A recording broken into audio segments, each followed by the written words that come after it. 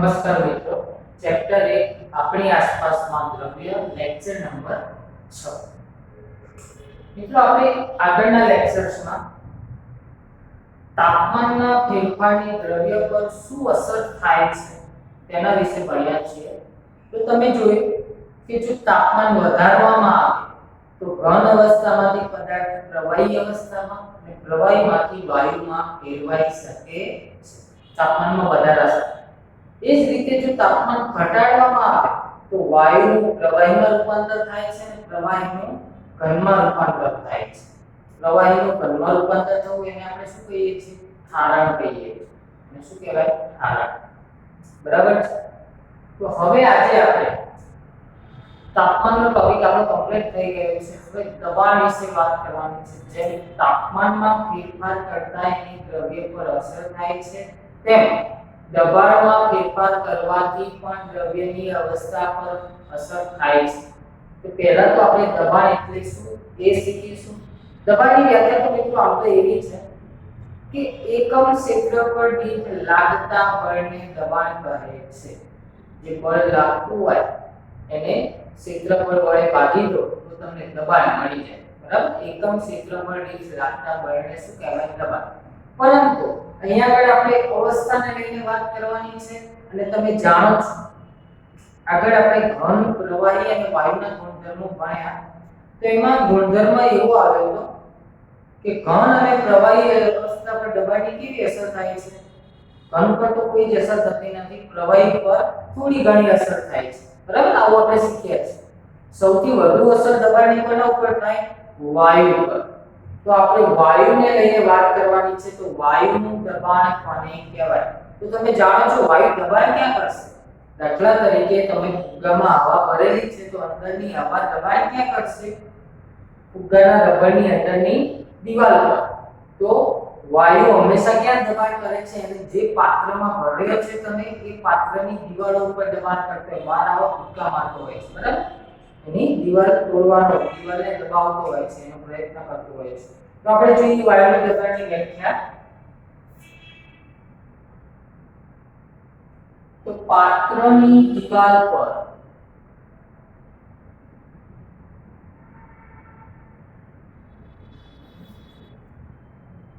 વાયુના કણો દ્વારા, હવે આપણો શબ્દ આવશે પ્રતિ એકમ ક્ષેત્રફળ દીઠ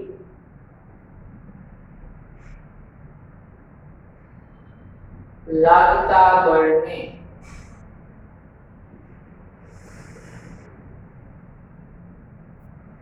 વાયુનું દબાણ કહે છે.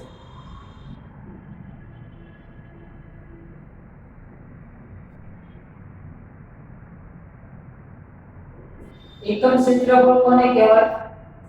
આમ એક એકમ જાઓ, આ બાજુ એક એકમ, આ બાજુ એક એકમ ને આ બાજુ એક એકમ. તો આટલો જે વિસ્તાર રચાયો એને કહેવાય એકમ ક્ષેત્રફળ. હવે માનો કે કોઈ બીકર જેવું પાત્ર હોય તો એનું એકમ ક્ષેત્રફળ કેટલું થાય એ જોવા જવું એના કરતા આખા પાત્ર પર કેટલું બળ લાગે છે અને આ બીકરનું ટોટલ ક્ષેત્રફળ કેટલું છે એના વડે ભાગાકાર કરી દો એટલે એક એકમ ક્ષેત્રફળ દીઠ લાગતું બળ મળી જાય. બરાબર? તમને એવું કીધું હોય કે 25 રૂપિયામાં 5 પાલ્લે આવ્યા તો એક પાલ્લે કેટલાનું આવ્યું એટલે તમે શું કરશો? 25 ભાગ્યા 5 એટલે એકમ પાલ્લેની કિંમત મળી કે નહીં? એ જ રીતે એકમ ક્ષેત્રફળ દીઠ કેટલું બળ લાગે છે મારે શોધવું હોય તો હું શું કરીશ? લાગતું કુલ બળ ભાગ્યા ક્ષેત્રફળ એટલે એકમ ક્ષેત્રફળ દીઠ લાગતું બળ મળશે. અને એકમ ક્ષેત્રફળ દીઠ લાગતા બળને આપણે શું કહીશું? વાયુનું દબાણ. તો અહીંયા આગળ આપણને વાયુનું દબાણ એનું સૂત્ર મળી ગયું. બળને શેના વડે ભાગવાનું? ક્ષેત્રફળ વડે. એટલે દબાણ બરાબર શું થાય? બળ ભાગ્યા ક્ષેત્રફળ. માટે દબાણ બરાબર બળ ભાગ્યા ક્ષેત્રફળ.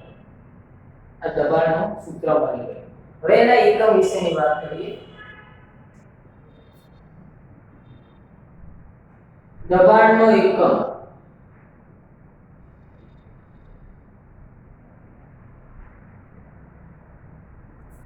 તમે જોયું હોય આગળ આપણે બે વ્યાખ્યાઓ ભણ્યા હતા ગલન ગુપ્ત ઉષ્મા. અહીંયા આપણે એક શબ્દ વાપર્યો હતો એક વાતાવરણ દબાણ.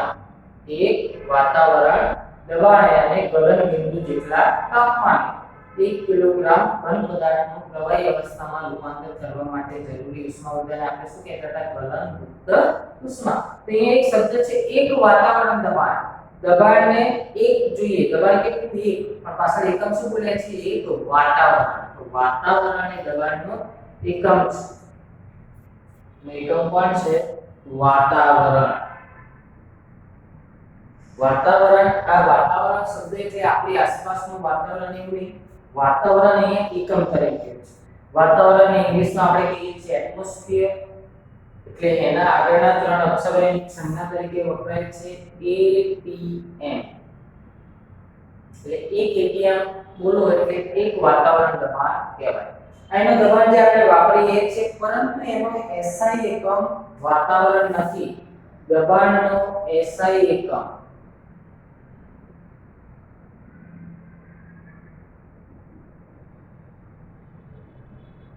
દબાણનો SI એકમ છે મિત્રો પાસ્કલ. જેની સંજ્ઞા છે PA. બરાબર? વાતાવરણનો એકમ કે તો કયો આપણે લખીએ છીએ વ્યવહારમાં એક વાતાવરણ ને બે વાતાવરણ એ બોલીએ છીએ, પરંતુ SI એકમ છે પાસ્કલ. ઓકે, એની સંજ્ઞા છે PA.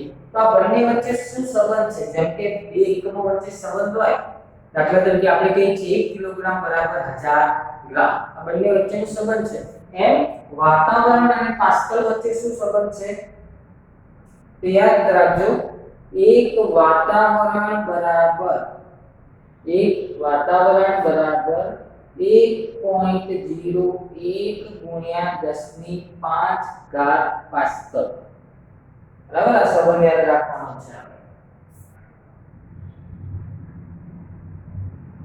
એક વાતાવરણ બરાબર કેટલા પાસ્કલ? તો 1.01 ગુણ્યા 10⁵ પાસ્કલ. આપણી આસપાસ વાતાવરણ છે અને એમાં શું રહેલી છે? હવા. તો હવા હંમેશા દબાણ કરતી હોય છે. આઠમા ધોરણમાં તમે ભણ્યા છો, ઘણી બધી પ્રવૃત્તિ આવતી હતી, રબરનો બૂચ, બરાબર? એ બધી પ્રવૃત્તિ આવતી. તો હવા હંમેશા શું કરતી હોય છે? દબાણ કરતી હોય છે. ને હવાનું જે દબાણ છે, વાતાવરણમાં રહેલી હવાના દબાણને આપણે કહીએ છીએ વાતાવરણીય દબાણ.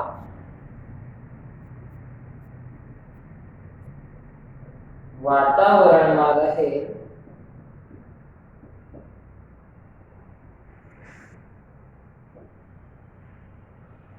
હવાના દબાણને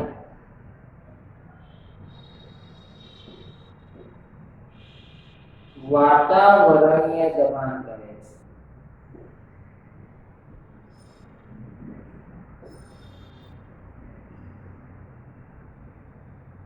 બરાબર છે? તો મિત્રો આ દબાણ વિશેની વાતચીત, એની વ્યાખ્યા અને એકમ પૂછાય તો તમે આટલા સુધી લખી શકો. બરાબર? ફરીવાર જોઈ લઈએ વ્યાખ્યા કે પાત્રની, જે પાત્રમાં વાયુને ભરવામાં આવે તે પાત્રની દિવાલ પર વાયુના કણો દ્વારા પ્રતિ એકમ ક્ષેત્રફળ દીઠ લાગતા બળને શું કહીશું? વાયુનું દબાણ. એનો એકમ વાતાવરણ એટલે કે ATM, પરંતુ એનો SI એકમ પણ છે pascal, PA. 1 ATM is equal to 1.01 ગુણ્યા 10⁵ પાસ્કલ. ઓકે, વાતાવરણમાં રહેલા હવાના દબાણને આપણે શું કહીશું? વાતાવરણીય દબાણ. આ દબાણની વાત થઈ. હવે જોવાનું છે કે જો આ દબાણમાં ફેરફાર કરો, તમે કોઈ પણ પદાર્થના દબાણ ઉપર લાગતા દબાણને તમે બદલો તો એની એ પદાર્થ પર કેવી અસર થાય છે? તો મેં પહેલા જ તમને કહ્યું કે ઘન અને પ્રવાહી પર દબાણની નહિવત અસર થતી હોય. કેવી? નહિવત. એમાં ઘનમાં તો એકદમ થતી હોય નહીં. બરાબર? પરંતુ સૌથી વધુ અસર કોના પર થાય છે? વાયુ. એટલે આપણે અહીંયા આગળ એક પ્રવૃત્તિ જોઈએ. મેં અહીંયા આગળ 3 નળાકાર પાત્ર લીધેલા છે. પહેલા પાત્રમાં મેં 3 ને એક જ પાત્ર લીધેલું છે. એક પાત્ર લીધું છે. આ એક પાત્ર છે જેને અલગ અલગ આકૃતિ મેં દોરેલી છે. તો એક પાત્ર લઈ એની અંદર મેં વાયુ ભરેલો છે. તમે અણુ પરથી કહી શકો છો છૂટા છવાયા અણુ છે. એટલે આ અવસ્થા કઈ છે મિત્રો? વાયુ અવસ્થા.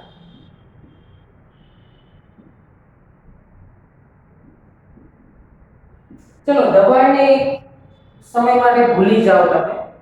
વાયુને મારે પ્રવાહી કરવું હોય તાપમાનને અનુલક્ષે તો શું કરવું પડે? તાપમાન વધારવું પડે કે ઘટાડવું પડે? ઘટાડવું પડે.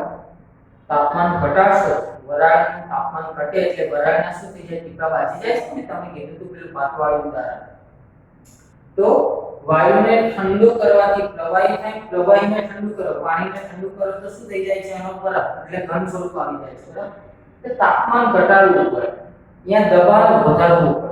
તાપમાન ઘટાડવું પડે યા તો દબાણ વધારવું પડે. જેમ કે અહીંયા તમે જોઈ શકો આ વાયુ અવસ્થા છે, આ પિસ્ટન છે. પિસ્ટન દબાણ આપવા માટે વપરાય. પિસ્ટનની મદદથી વાયુને શું કરવામાં આવે છે? દબાવવામાં આવે. વાયુ દબાશે એટલે એના અણુ એકબીજાને જો થોડા થોડા નજીક આવી જાય છે. એટલે આમાં એકદમ નજીક નથી, થોડા થોડા નજીક છે. એટલે આ કઈ અવસ્થા થઈ? પ્રવાહી અવસ્થા.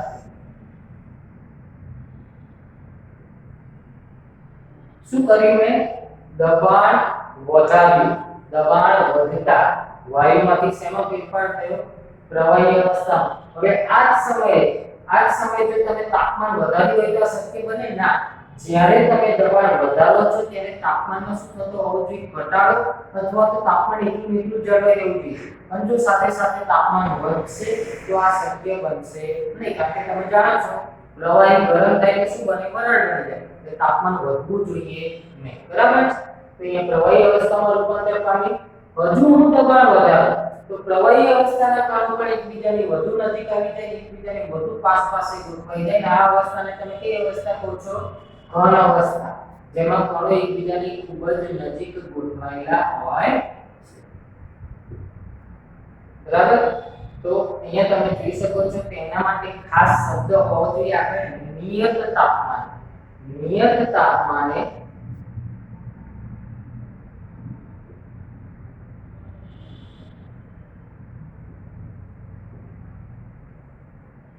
વાયુ અવસ્થા પર બીજી અવસ્થામાં દબાણની બહુ અસર થતી નથી, પણ નિયત તાપમાને વાયુ અવસ્થા પર દબાણ વધારવાથી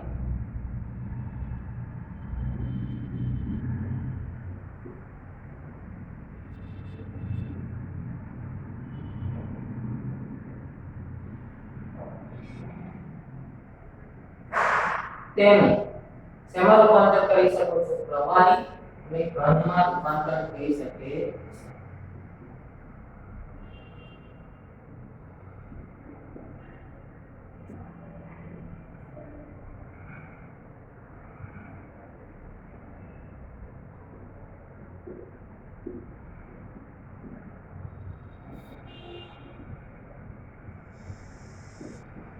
હવે જો બીજી વસ્તુ મેં તમને એવું કહ્યું કે વાયુ અવસ્થા પર દબાણ વધારો તો થાય કે તમને એવો પ્રશ્ન થવો પડે કે તો પછી એ પ્રવાહી પર દબાણ વધાર્યું તો ઘન શા માટે થયું? તો મિત્રો આ ફક્ત આપણે ભણવા માટે છે.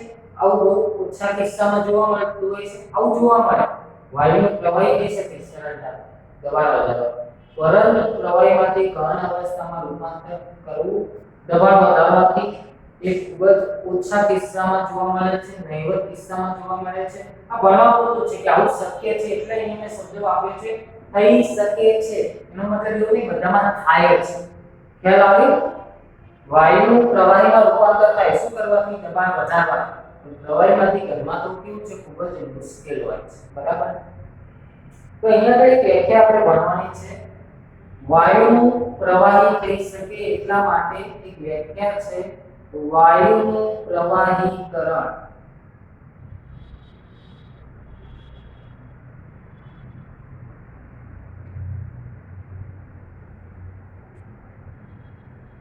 તો વાયુનું શેમાં રૂપાંતર થવાનું છે? પ્રવાહીમાં. તો વ્યાખ્યાના નામની અંદર જ એની વ્યાખ્યા સમાયેલી છે. વાયુનું શેમાં રૂપાંતર થાય? પ્રવાહીમાં. પણ ક્યારે થશે? નિયત તાપમાને દબાણ વધારતા. આ શબ્દ આપણે ઉમેરવામાં રહેશે. નિયત તાપમાને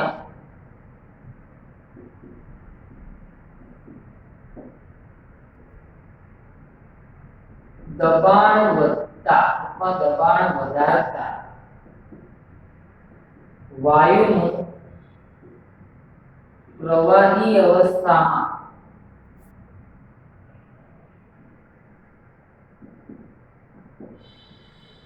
રૂપાંતર થઈ શકે છે.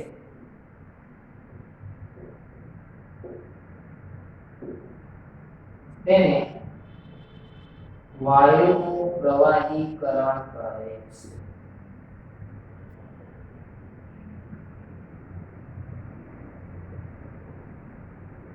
વાયુનું પ્રવાહીકરણ, liquefaction of gas, liquefaction of gas. અને મેં તમને આગળ પણ કહ્યું છે LPG આપણા ઘરમાં જે ગેસનો બાટલો છે. લિક્વિફાઈડ પેટ્રોલિયમ ગેસ એક પ્રકારનો વાયુ છે, પરંતુ તેને દબાણ સાથે બાટલામાં ભરેલો છે એટલે પ્રવાહી સ્વરૂપમાં પ્રવાહીકૃત વાયુ હોય છે. એટલે લિક્વિફાઈડ પેટ્રોલિયમ ગેસ એવું નામ એને આપવામાં આવેલું છે. બરાબર. તો દબાણની શું અસર થાય છે. હવે બીજી એક વાત કરી દઉં. તમે કાર્બન ડાયોક્સાઇડ એ જાણો છો. કાર્બન ડાયોક્સાઇડ શું છે? ઘન પ્રવાહી કે વાયુ? વાયુ છે. પરંતુ એ ઘન સ્વરૂપે પણ જોવા મળે છે. ક્યારે જોવા મળતો હશે ઘન? તો વાયુનું શું થયું હશે? દબાણ વધ્યું હશે એટલે કયા સ્વરૂપમાં આવી ગયું હશે? ઘન. ઘન કાર્બન ડાયોક્સાઇડને સૂકો બરફ કહેવામાં આવે છે. એક વાક્ય માટે યાદ રાખજો, એટલા માટે યાદ કરાવું છું. ઘન કાર્બન ડાયોક્સાઇડને શું કહેવામાં આવે છે? સૂકો બરફ. હવે એને સૂકો બરફ કેમ કહે છે? કારણ કે જો ઘન કાર્બન ડાયોક્સાઇડ હોય એને તમે ગરમ કરો અને ગરમ કરો તો ડાયરેક્ટ વાયુ અવસ્થામાં રૂપાંતર પામે છે. આમ તો ઘન CO2 માંથી શું બનવું પડે? પહેલા પ્રવાહી બનવું પડે ને. ઘન પછીનું સ્ટેપ કયું આવે? પ્રવાહી. ગરમ કરો એટલે તાપમાનની વાત છે, એમાંની વાત નથી. તો અહીંયા આગળ તાપમાન વધારશો તો ઘનમાંથી એનું ડાયરેક્ટ શેમાં રૂપાંતર થઈ જાય છે? વાયુમાં રૂપાંતર થઈ જાય છે. તો ઘનમાંથી વાયુમાં થાય છે. વચ્ચે કયું સ્વરૂપ આવતું નથી? પ્રવાહી. પાણી. પાણી એટલે પાણી શું કરે તમને? ભીંજવે ને, લીલા કરે. તો અહીંયા આગળ પાણી વાળું સ્વરૂપ નથી એટલે પ્રવાહી સ્વરૂપ નથી. જ્યાં પાણી ના હોય એને આપણે કેવો પ્રદેશ કહીએ છીએ? સૂકો પ્રદેશ કહીએ છીએ ને. એટલે ઘન કાર્બન ડાયોક્સાઇડ ડાયરેક્ટ શેમાં પીગળાઈ જાય છે? વાયુ અવસ્થા. આથી એને સૂકો બરફ કહેવામાં આવે છે. કારણ કે વચ્ચે જે લીલું કરે એવું સ્વરૂપ એનું આવતું નથી. એવું આપણે સમજવા માટે જ રાખીશું. લખાણ એવું કરવાનું બરાબર. એટલા માટે ઘન CO2 ને સૂકો બરફ તરીકે ઓળખવામાં આવે છે. તો અહીંયા આગળ આપણે દબાણની વાત પૂર્ણ કરીએ. દબાણમાં બસ આટલું જ ભણવાનું હતું. દબાણની વ્યાખ્યા, એના એકમો, દબાણની શું અસર થાય. તો વાયુ અવસ્થા પર દબાણ વધારવાથી પ્રવાહી અવસ્થામાં, પ્રવાહી અવસ્થામાંથી ઘન અવસ્થામાં રૂપાંતરણ થઈ શકે છે. વાયુનું જે પ્રવાહીમાં રૂપાંતર થાય છે એને કહીશું વાયુનું પ્રવાહીકરણ. આગળ શબ્દો ઉમેરવાના. નિયત તાપમાને અને દબાણ વધારવા. નિયત તાપમાને શું કરવાનું છે? દબાણ વધારવાનું. ઓકે. હવે આપણે અત્યાર સુધીમાં તાપમાન અને દબાણને કારણે અવસ્થાઓ બદલાય છે એવું ભણી લીધું. તો આ જે અવસ્થાઓ બદલાય છે એટલે કે રૂપાંતરણ થાય છે. બરફમાંથી પાણી થાય, પાણીમાંથી બરફ થાય છે. રૂપાંતરણ છે. એક જ પદાર્થની વાત કરીએ. આવું જે રૂપાંતરણ છે કેવી રીતે થાય છે એને અંતર્ગત એક શોર્ટ ક્વેશ્ચન ભણી લઈએ. ત્રણ અવસ્થા છે આપણી પાસે: ઘન, પ્રવાહી અને વાયુ.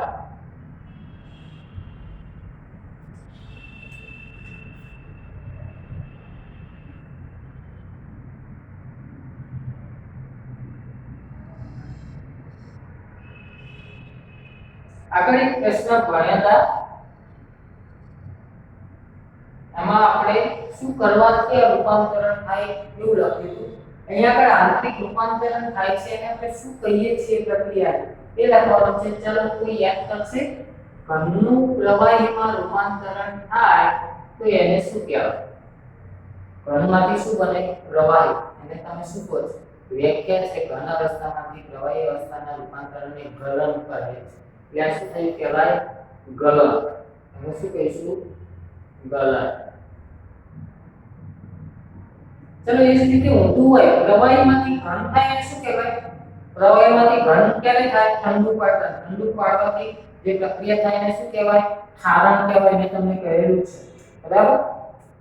તો જો આ રીતની ઊંધી પ્રક્રિયા થાય તો એને કહીશું આપણે ઠારણ.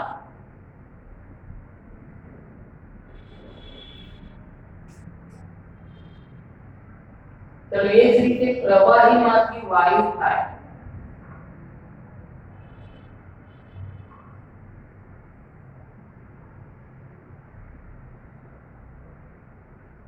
પ્રવાહીમાંથી વાયુ થાય એને શું કહેવાય?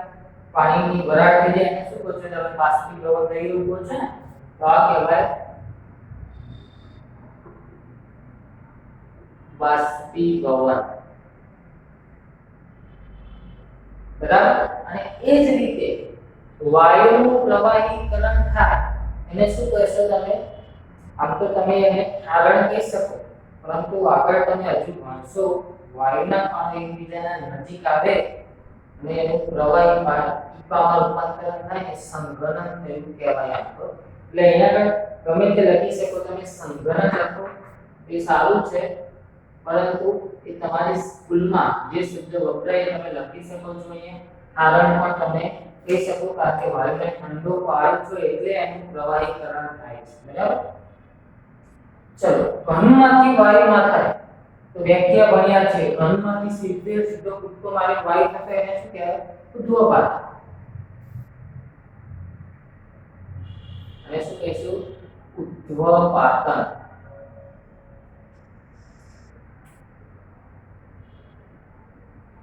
તેની વ્યાખ્યા આપણે ભણ્યા છીએ, પ્રવૃત્તિ પણ ભણ્યા છીએ, નવસારવાળી એમોનિયમ ક્લોરાઇડ વાળી.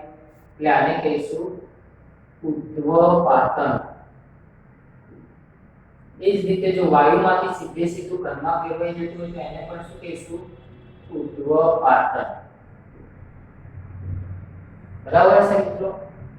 તો આ થયું આંતરિક રૂપાંતરણ. એટલે શું કહીશું? આંતરિક રૂપાંતરણ તમે કહી શકો. ઓકે. હવે આજે જે ભણ્યા છીએ દબાણ, એની વ્યાખ્યા, એકમો, દબાણના ફેરફારની શું અસર થાય છે અને આંતરિક રૂપાંતરણ. તો આજે તમારે ફક્ત બોર્ડ પર લખવાનું થશે, તેટલું મેં કર્યું છે. એટલું બાકીના પ્રશ્નો તમને વર્કશીટમાંથી મળી રહેશે. ઓકે. હવે ચેપ્ટરનો જે ટોપિક છે બાષ્પીભવન એ બાકી છે, એટલે આગામી એક લેક્ચરમાં આપણું ચેપ્ટર પૂર્ણ થઈ જશે. એટલે અત્યાર સુધી જે ચાલ્યું છે એનું રિવિઝન કરી, જો વિડિયો પૂરેપૂરા ન જોતા હોય તો પૂરેપૂરા જોવાના રાખો, કારણ કે ક્યાંક એવી બાબતો હોય જે વ્યાખ્યા હોય, ક્યાંક એકમો હોય જે ફટાફટ ભૂલાઈ ગયું હોય, તો અને એ જ વખતે તમે વિડિયોને સ્કીપ કરી દીધો હોય તો તમને ખ્યાલ આવશે નહીં. એટલે વિડિયો સંપૂર્ણ જોવાના રાખો, પહેલેથી લઈને એન્ડ સુધી. બરાબર? જય